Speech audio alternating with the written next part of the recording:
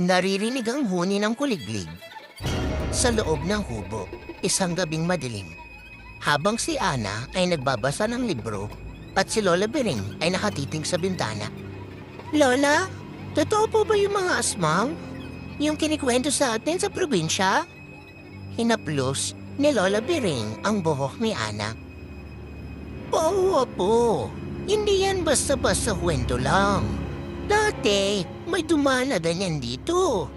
Nawala ang alaga ni Mang Isko. Sabi niya, kinain daw ito ng aswang. Balingalia si Ana sa bintana. Lola, baka po nandito pa kaya sila? Kaya nga dapat, palaging may bawal sa pinto.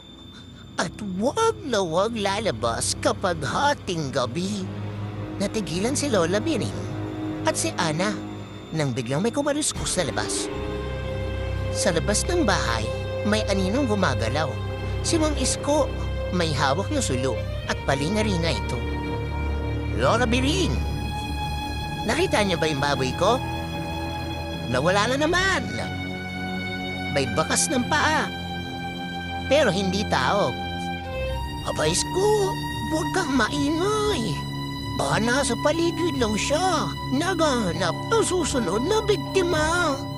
Lumipas pa ang ilang gabi kung saan dumating ang isang malakas na bagyo. At kumalabog ang bubong. Napasigaw si Ana. Ganak! May naririnig po ang hababang! Agad na kumuha ng bundot pagi at bawang si Lola Bering. Apo, umawa ka sa akin! Huwag kang bibitaw! Hindi tayo matatakot! May dumungo sa bintana na isang nilalang.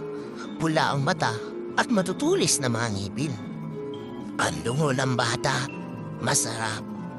Hindi ko mananalo, demonyo! Bumalik ka sa impyerno!